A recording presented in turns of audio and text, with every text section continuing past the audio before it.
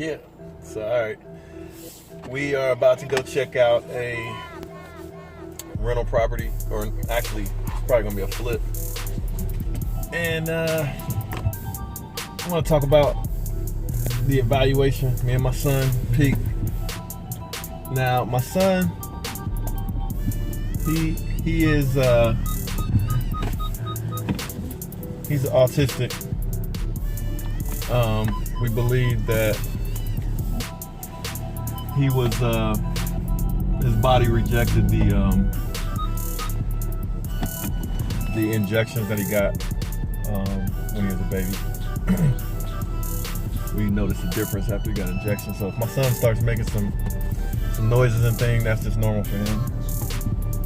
But anyway, we're gonna go check out a rental or an investment property, and I'm gonna tell you the numbers on it. Then we're gonna take a look at it, and hopefully I motivate people to get excited about real estate and at least see that it's pretty much similar to what you see on all those HGTV shows and DIY channel where they flip houses. I mean, that's what me and my team, that's what we do. So anyway, this house is in my zip code. I do a lot of properties in my zip code here in Ohio, and so I'm familiar. I'm familiar with the prices of real estate in this zip code, so it makes me comfortable about investing in this area. So I know what the average prices are and that kind of thing. So in this particular case, we're going to check out a house. It's listed at 110. The average sales price of a house in this zip code is probably around $200,000. This house is a ranch, one level, three bedrooms, I want to say 2.5 bathrooms, and listed at 110. I did a little research on the neighborhood and the street that the house is on, and the houses on that street go from anywhere from 150 to about 180 or 190. So the goal is to get this house for right around what they're asking, because I don't want to lose it. I would bid lower if the market was a little slower, but the market's pretty hot. So I'm actually going to bid a little bit higher than that 110. And I'm going to make the house look like brand new. So I'll invest probably about 20 grand into the rehab and lay it out, granite countertops, brand new flooring everywhere throughout. We'll upgrade the bathrooms, the kitchen, and make it look like better than new, actually. And it's got a basement. It's a ranch, so people like ranches that have basements, and this one does have a basement, so I may even finish it as a part of that budget. So we're talking about 110 investment for the house, another 20 grand for the rehab. And when you sell a house, you got closing costs, so I'll say we'll probably pay about 10 grand in closing costs. So that would bring the price up to 130, or the investment up to 130. And the plan will be to sell it for about 170. And of course I'll list higher than that, but probably, I'll be happy if we negotiate and are able to close the deal up right around 170. So that would be 30 grand in profit. So with those numbers, you can go up or down. Like with the rehab budget, it could go up a little bit if you find some surprises. The sales price could go down a little bit, but you got a good buffer in there to make some profit, anywhere from 20 grand to 30 grand off of about 2 months of rehab max, right? This house is not tore up real bad, so the rehab shouldn't take that long. This will probably be like, I don't know, the 35th or some, I don't even know how many properties we've done this far that we've rehabbed, but it's well over 30. So anyway, I'm gonna take a look at that with my son and my realtor, and then let you guys take a look at it as well. But you know, just some motivation for doing flips, because you can make money doing flips. And the other thing is, you know, if let's say I bought it and I can't get what I want out of it for a flip, and I've invested 130 grand into it, which is more than I would invest for a rental, I'll just make it a high-end rental because it's going to be a high-end property. So with the real estate, you really, you know, you can't lose if you go in at get a property at a good price in a good location. And like I said, I'm familiar with this area. It's a good area. So we'll take a look. Let's check it out. So this is potential flip. Hopefully the landscaping scares the competition away. Got a garage door to do. Gonna redo some trim, exterior trim. There we go. You think it's in bad enough shape that we'll actually have a shot at it? Well, it's unextended already.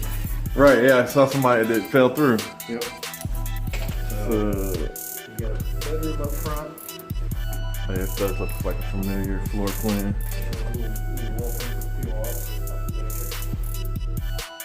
That's fun.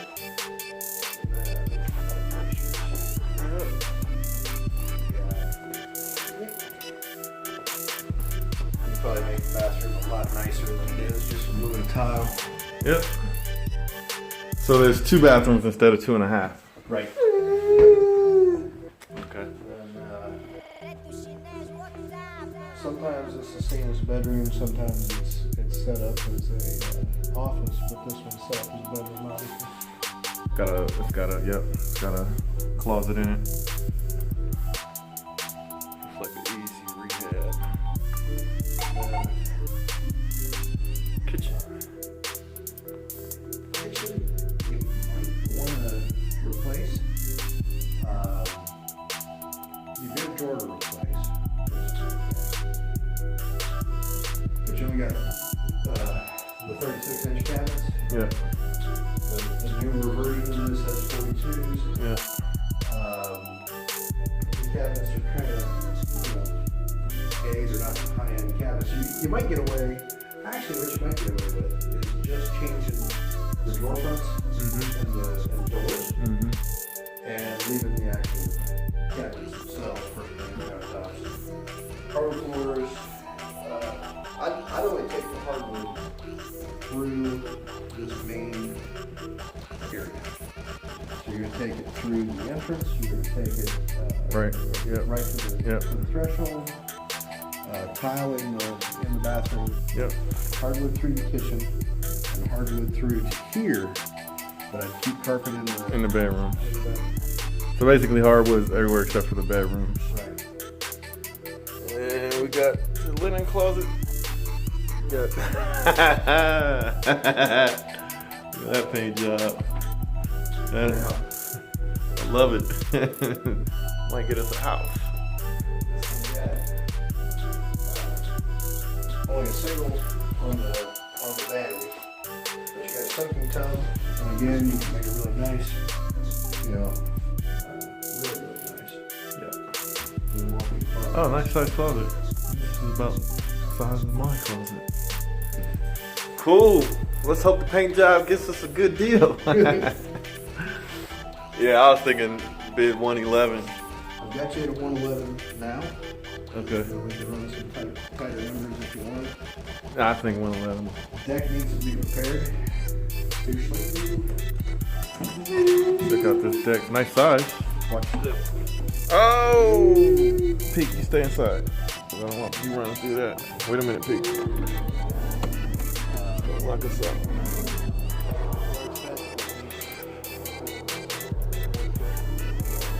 Big deck. Very big. Oh yeah. This is falling down over here. Yeah, I can handle that. Nice size deck. Make it look nice. This is a selling point. Yeah, that's huge. If you made this look nice, there's a big one. Big one. Cool. We'll go check out the basement now. Hey.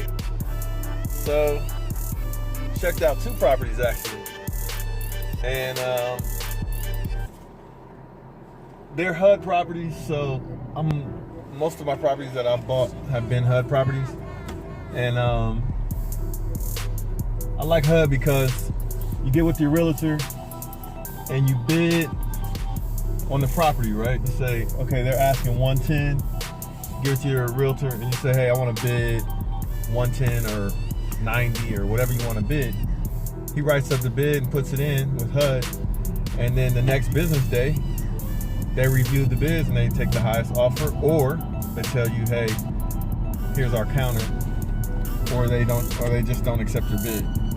So you know pretty quickly if you won the house or not. So we just checked out 2 HUD properties, and both of them are messed up enough to where my bids may work. I always get excited when I see a house that's in bad shape because it eliminates a lot of the consumer competition. A lot of investors might still bid on it, but I don't have a whole lot of investor competition either in this particular area.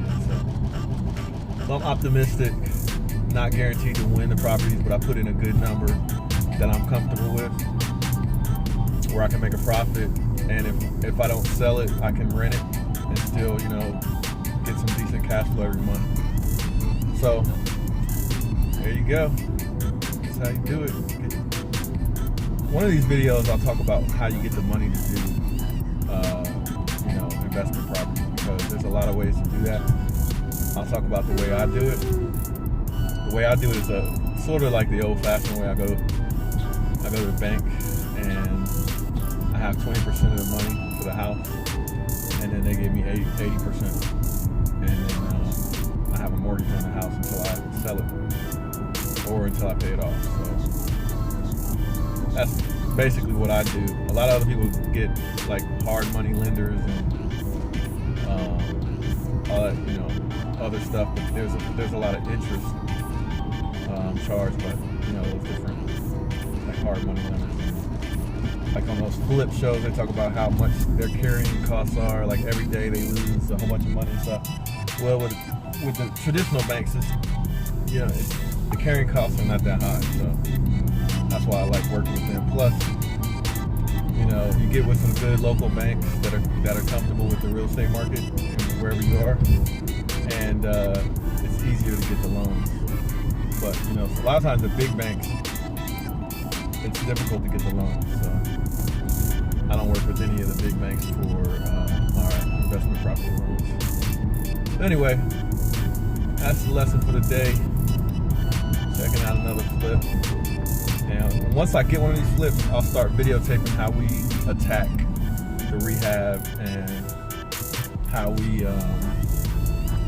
go through the process to get in the house sold. I've done it a bunch of times, and like I said, never lost. You make your money going in, like they say. It's true. Get the house at a price where you can't lose, and then you rehab it, and then you either flip it or you rent it out and make a profit. Holla.